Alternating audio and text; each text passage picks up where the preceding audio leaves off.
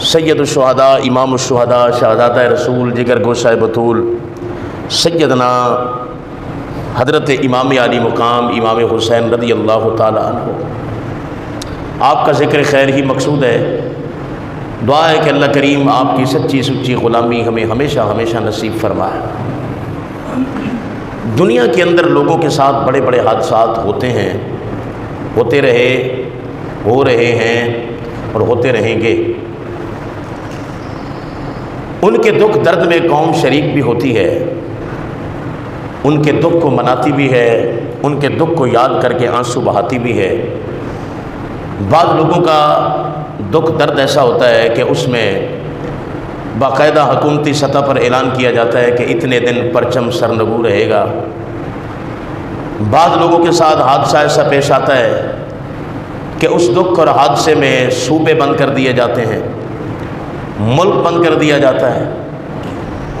لیکن بات یہ ہے کہ یہ ٹمپریری طور پہ ہوتا ہے، اس کے ساتھ شریک غم ہو گئے، شریک دکھ ہو گئے، اس کے بعد وقت ایک ایسا مرہم ہے، ایسا بھلا دیتا ہے اور ماضی کا ایسا حصہ بنا دیتا ہے کہ بعد میں شاید ان کا نام بھی کوئی نہ لے۔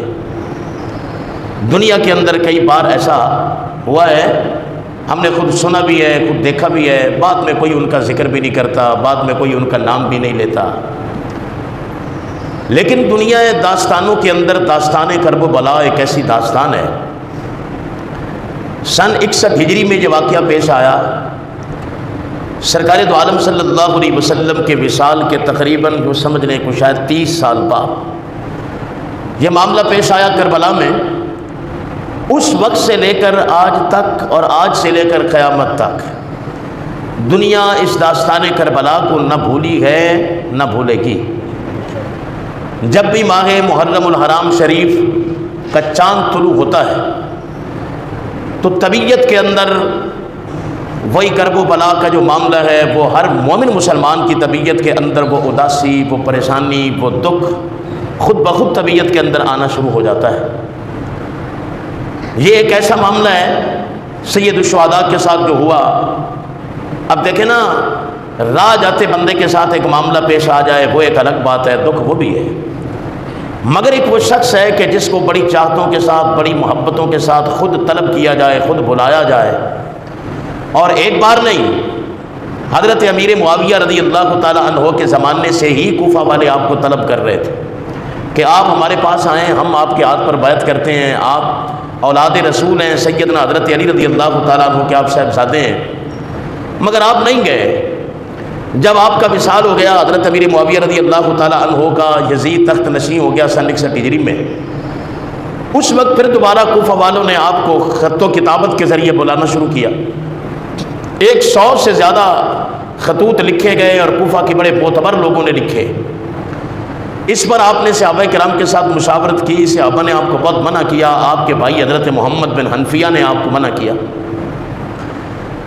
مگر بات یہ ہے کہ امام علی مقام کا رستہ، امام علی مقام کی ڈگر، امام علی مقام کی سوچ، آپ کا مشن عام بندے کی سوچ سے مابرا ہے۔ آپ اس رستے کے مسافر ہی نہیں تھے جس رستے کا مسافر عام لوگ آپ کو جانتے ہیں۔ آپ کا مشن کچھ اور تھا، رضائے الہیہ پر آپ فائز تھے۔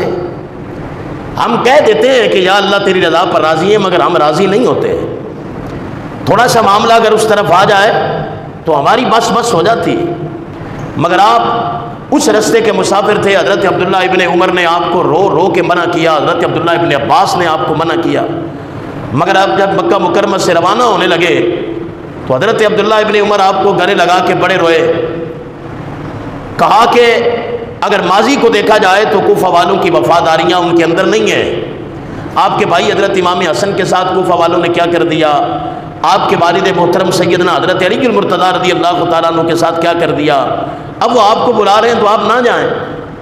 آپ نے فرمایا کہ اگر قیامت والے دن یہ جو 150 کے قریب خطوط ہے، پورا ایک تھیلا بھرا ہوا ہے، یہ لوگ اگر قیامت والے دن اللہ کے حضور کہہ دیں کہ یا اللہ ہم نے تو ایک دیانتدار ایماندار بندے کو ہم طلب کرتے رہے کہ آپ آئیں، ہم آپ کے ہاتھ پر بیعت کرتے ہیں، لیکن وہ آئے ہی نہیں، تو ہمیں مجبوراً ایک فاسق اور فاجر کے ہاتھ پر بیعت کرنا پڑی، تو اس وقت میں اللہ کے حضور کیا جواب دوں گا؟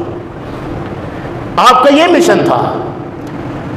پھر کربلا کے میدان میں آپ کو بلا کے مہمان بنا کے، ایک بندے کو بندہ مہمان کر کے بلاتا ہے، پھر مہمان کے ساتھ ایسا سلوک کرے تو پھر دنیا لعنت نہ بھیجے تو اور کیا کرے۔ پھر جو کچھ آپ کے ساتھ ہوا آپ کو پتہ ہے، صرف آپ کو شہید نہیں کیا گیا، آپ کو شہید کرنے کے بعد آپ کی لاش پر گھوڑے دوڑائے گئے، آپ کی گردن کو آپ کے تن سے جدا کر دیا گیا، آپ کے ہاتھ میں جو انگوٹھی مبارک تھی وہ کسی نے اتار لی، آپ کا جبہ مبارک کوئی لے گیا، دستار مبارک کوئی لے گیا، اور آپ کی تلوار کسی نے لے لی۔ ایسے جن لوگوں کے ساتھ حادثات پیش آتے ہیں، لوگ ترس کرتے ہیں کہ یار اس بندے کے ساتھ پہلے یہ معاملہ آ گیا، ہم اتنے کائنات میں بھوکے ہیں کہ ایسے بندے کا ہم سامان لوٹ رہے ہیں۔ لاش پر گھوڑے دوڑائے گئے، جسم کی ہڈیاں توڑ دی گئیں، گھوڑے کی ٹاپوں سے آپ کا جسم جو تھا روندا گیا، اور بقیہ جو ان کے تھے جو فنار ہوئے ان کو تو دفن کر دیا گیا۔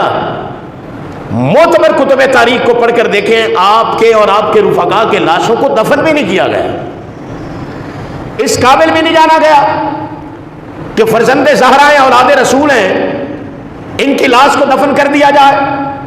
2 دن کے بعد کربلا کی آبادیوں کے قریب جو کوئی آبادی تھی تو وہاں وہ علاقے والے آئے اور انہوں نے آ کر امام علی مقام کے جسد مبارک کو اور باقی جتنے بھی لاشیں تھے شہداء کے ان کو آ کر دفنایا۔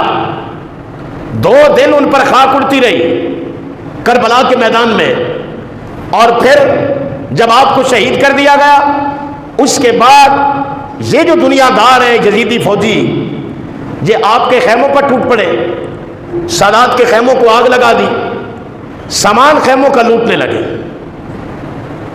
اور پھر اس کے بعد امام علی مقام کے سر انور کو اور باقی جتنے بھی شہداء تھے ان کے سروں کو نیزوں کے اوپر ٹانک لیا، لٹکا دیا، پیغام پہنچا دیا گیا عبید اللہ ابن زیاد کے دربار میں کہ تجھے مبارک ہو کہ ہم نے باغیوں کو قتل کر دیا ہے، اور جو یزید کے خلاف کھڑے تھے ہم نے ان کو کیفر کردار تک پہنچا دیا۔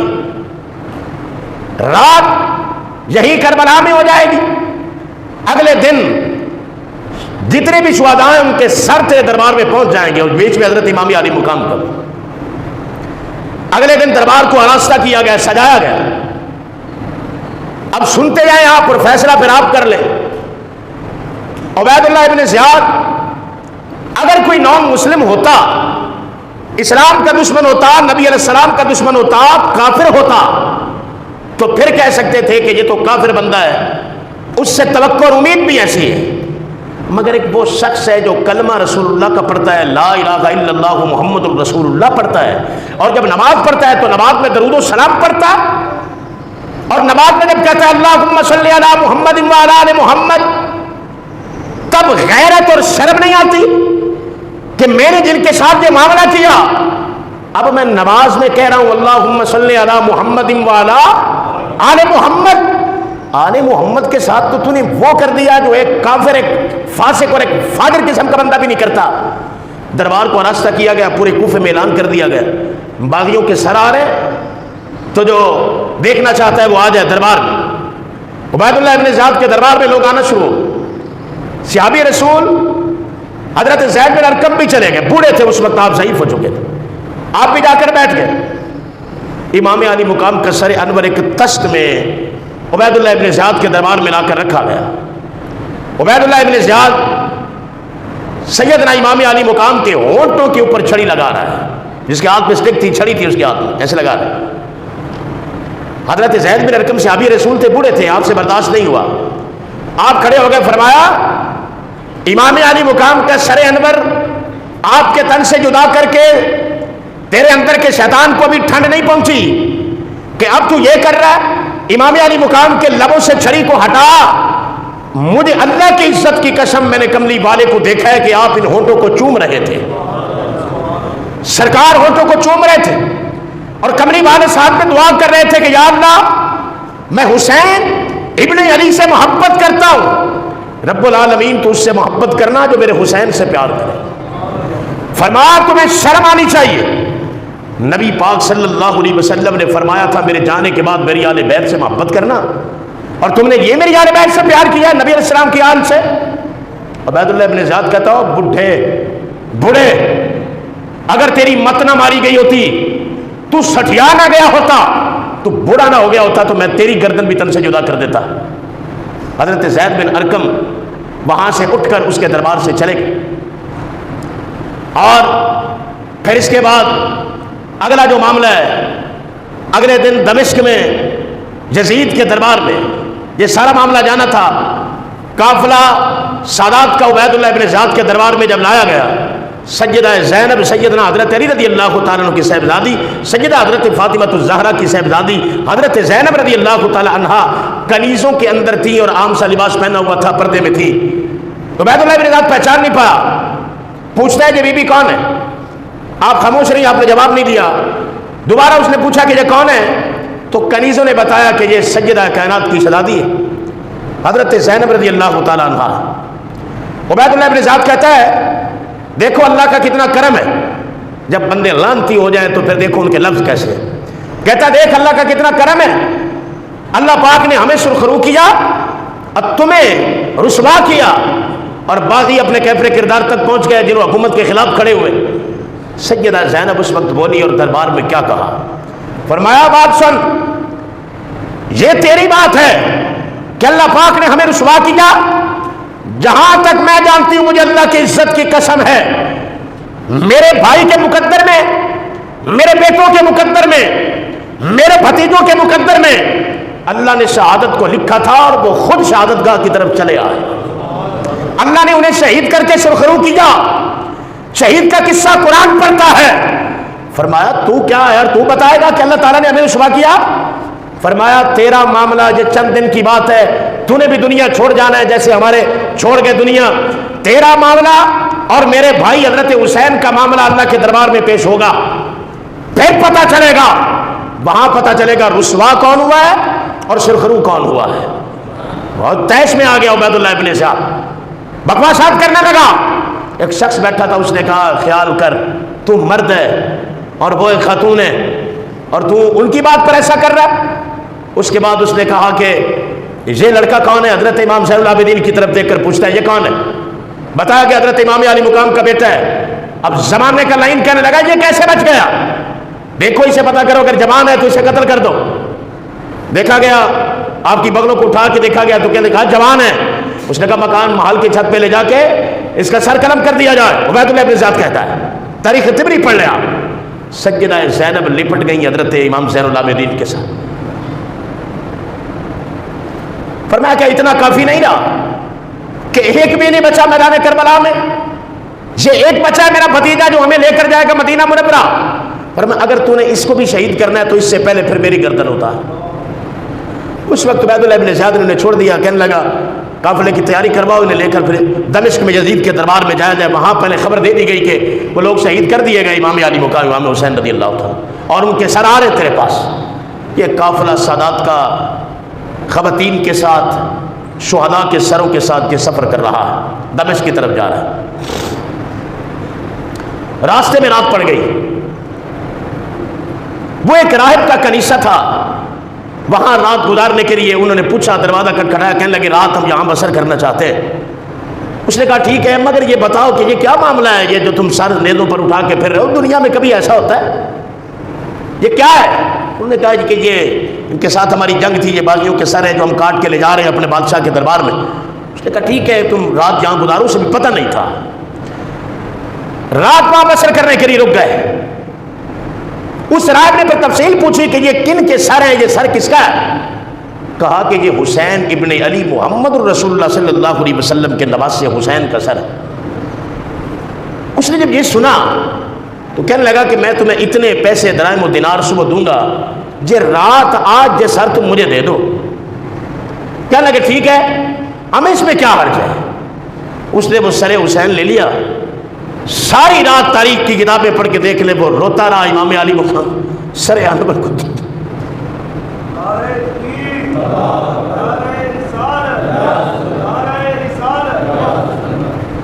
سر انور کو غسل دے کے خوشبودار کر کے اس کی زیارت کرتا رہا، روتا رہا۔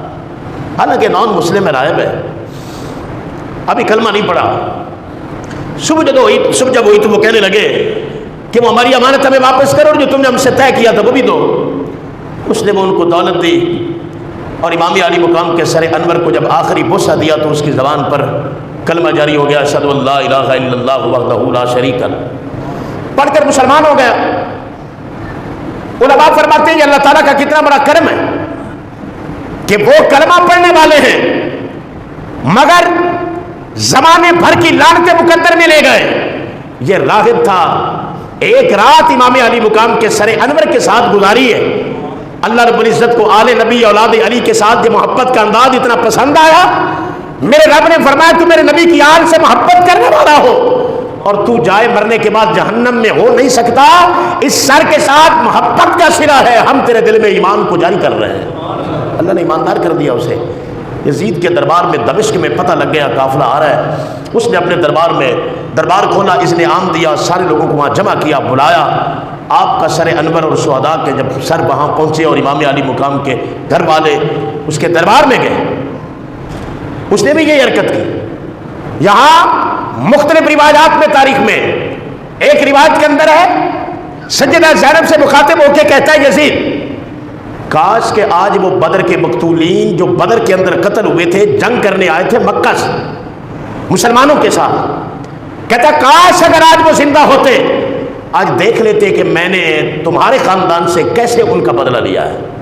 اب فیصلہ آپ کر دیں، یہاں یزید پر پھول چڑھنے چاہیے یا یہاں یزید پر کیا رحمت اللہ علیہ کے لفظ بولنے چاہیے؟ میں ابھی بھی حیران ہوں، ابھی بھی اس امت کے کلمہ پڑھنے والے لوگ کتاب میں لکھ رہے ہیں اور کتابوں کا ٹائٹل دے رہے ہیں رضی اللہ تعالیٰ عنہ کا، یزید امیر المومنین رضی اللہ تعالیٰ عنہ۔ میں ایک بات اکثر سوچتا ہوں، قیامت والے دن جب یزید کو رسول اللہ کے دربار میں پیش کیا جائے گا اور کہا جائے گا حضور یہ وہ شخص ہے جس نے آپ کے آنے کے بعد امام علی مقام کے ساتھ یہ کچھ کیا ہے، یہ ہے وہ، اور ساتھ میں پیش کیا جائے گا یہ اس کے رفقائے کار ہیں، یہ اس کے حامی ہیں، تو اس کے جانے کے بعد اس کے ساتھ اپنی وفاداریاں ثابت کرتے رہے، اس پر کتابیں لکھتے رہے، اس کو فضائل والا ثابت کرتے رہے، یہ اس کے حامی ہے اور یہ سیدنا امام علی مقام ہے اور یہ امام علی مقام کے ساتھ محبت کرنے والے کھڑے ہیں سارے اس طرح۔ اس وقت نبی پاک صلی اللہ علیہ وسلم کی نگاہوں کا سامنا کون کرے گا؟ کون کرے گا؟ اور یزید پلید نے جو کچھ کیا، اگر بندہ سوچے تو جہنم بھی پناہ مانگے گی، یا اللہ اس کو میرے سے تو لے جا۔ اور پھر جو یزید والا معاملہ ہے صرف قتل حسین کا معاملہ نہیں ہے، قرآن پتہ ہے قتل انسانیت کے بارے میں کیا کہتا ہے؟ آج جو لوگ کہتے ہیں کہ یزید پر لعنت نہ بھیجو، اچھا تیرا باپ لگتا ہے، قرآن کیا کہہ رہا ہے؟ قرآن کہتا ہے ایک انسان کا قتل پوری انسانیت کا قتل ہے، اور جس نے ظلماً کسی انسان کو مارا قتل کیا، جو قرآن کی آیات ہے، اس پر اللہ کی بھی لعنت ہے، فرشتوں کی بھی لعنت ہے، تمام انسانوں کی مومنوں کی اس پر لعنت ہے جس نے کسی ایک انسان کو مارا قتل کیا ظلماً۔ یہاں انسان نہیں مرا، انسانیت کا سردار مرا ہے، جنتیوں کے سردار کے ساتھ یہ معاملہ پیش آیا ہے۔ اللہ فرما رہا ہے اس پر میری بھی لعنت ہے جو کسی ایک انسان کو مارتا ہے۔ جب قرآن انسانیت کے قاتل پر لعنت بھیجتا ہے تو ہم یزید پر لعنت نہ بھیجیں تو اور کیا کریں؟ یہ قافلہ پھر جس وقت مدینہ منورہ کی طرف آیا، حضرت نعمان بن بشیر رضی اللہ تعالیٰ عنہ صحابی رسول تھے، بڑے محب اہل بیت تھے، اور جس وقت یہ کوفہ کے گورنر تھے تو عبید اللہ ابن زیاد نے ان کو اتار دیا تھا، یزید نے اتار دیا تھا ان کو کہ تو حامی ہے، حضرت مسلم بن عقیل کا انہیں پکڑتا نہیں ہے، اور عبید اللہ ابن زیاد کو وہاں گورنر بنایا تھا اس نے یزید نے۔ نعمان بن بشیر رضی اللہ تعالیٰ عنہ کو یزید نے بلایا، کہنے لگا میں تجھے دیانتدار سمجھتا ہوں اور تو ان کو لے کے مدینہ منورہ میں اس قافلے کو پہنچا۔ یہ قافلہ مدینہ منورہ کی طرف رواں دواں ہوا۔ اب مدینہ منورہ والوں کو پتہ لگ گیا کیا معاملہ ہوا ہے، تو مرد اور خواتین مدینہ منورہ سے باہر نکل کر اس قافلے کے انتظار میں تھے۔ حضرت نعمان بن بشیر نے رستے میں بڑی خدمت کی، اہل بیت اطہار کی، پردے کا بڑا خیال کیا، صحابی رسول تھے، بڑے محب اہل بیت تھے۔ جس وقت یہ مدینہ منورہ میں آئے، پھر کون سے لفظ ہیں جن میں میں آپ کو اہل مدینہ کی وہ کیفیات بتاؤں، کون سے لفظ ہیں جن کے ساتھ میں ان کے جذبات کی عکاسی کروں، آپ کو بتاؤں کہ مدینہ والوں کے کیا اثر تھے اس وقت۔ سیدھے سیدنا امام زین العابدین گئے ہیں سرکار دو عالم صلی اللہ علیہ وسلم۔ نعرہ تکبیر، نعرہ رسالت، نعرہ حیدری، یزیدیت حسینیت حسینیت دنیا دکھ وہاں سناتی ہے جہاں کوئی سننے والا ہو۔ میں نے جتنی بار بھی کربلا کی تاریخ پڑھی ہے، میں نے نہیں پڑھا کہ سیدنا حسین العابدین یزید کے دربار میں روئے ہوں، عبید اللہ ابن زیاد کے دربار میں روئے ہوں، رستے میں کہیں روئے ہوں، سیدھے آئے مدینہ منورہ، لجپال کی بارگاہ میں، غمخوار کی بارگاہ میں، اپنے نانا جان کے دربار انوار پر لوگوں کو کیفیت کیا تھی؟ طریق کے لفظ ہیں کہ آپ پھر در قبر شریف نبی پاک علیہ السلام کی ویسے آپ نے اپنے بازوؤں کے کلاوے میں لیا ہے، قبر شریف سے لپٹ گئے ہیں، پھر روئے سیدنا امام زین العابدین، بہت روئے، کہا نہ جان یہ قافلہ کربلا سے واپس آیا ہے اور یہ کیا کچھ بچا ہے۔ پھر سیدنا امام علی مقام کے سر انور کو جنت البقیع شریف میں حضرت خاتون جنت کے ساتھ دفنا دیا گیا۔ جسم کہاں ہے، دھڑ کہاں ہے، سر کہاں ہے؟ حضرت فاطمہ الزہرا کے پڑوس میں آپ کو دفن کیا گیا جنت البقیع شریف میں۔ حضرت امام جعفر صادق فرماتے ہیں ساری زندگی بیمار کربلا سیدنا امام زین العابدین نے پیٹ بھر پانی نہیں پیا، پیٹ بھر کھانا نہیں کھایا، بس رات کو آپ قیام میں رہتے تھے، نوافل میں مصروف رہتے تھے، دن کو روزہ رکھتے تھے آپ۔ افطاری کے لیے جب پانی اور کھانا پیش کیا جاتا تو آپ رو پڑتے تھے، فرماتے تھے اس بندے کی حلق سے پانی کیسے اترے جس کے بھائی، جس کے باپ کربلا کے ریگزاروں کے اندر پیاسا شہید کر دیا گیا، بھوکا شہید کر دیا گیا۔ تو آپ نہیں کھاتے پیتے تھے، بس 2-4 گھونٹ پانی کے اور بس پی کے، اس طرح آپ نے زندگی بسر کی ہے۔ آخری بات سن لیں اور پھر یہ باتیں ختم ہونے والی نہیں ہیں۔ وقت آیا کہ تاریخ نے پھر پلٹا کھایا، مختار سقفی ایک قبیلہ سے اٹھا اور اس نے قسم کھائی کہ میں قاتلان حسین کو چھوڑوں گا نہیں۔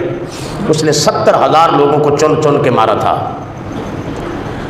اور عمر بن سعد کے پیچھے وہ لگا، اس نے کہا اپنی فوج کو کہ یہ عمر بن سعد کو پکڑ کے میرے پاس لاؤ۔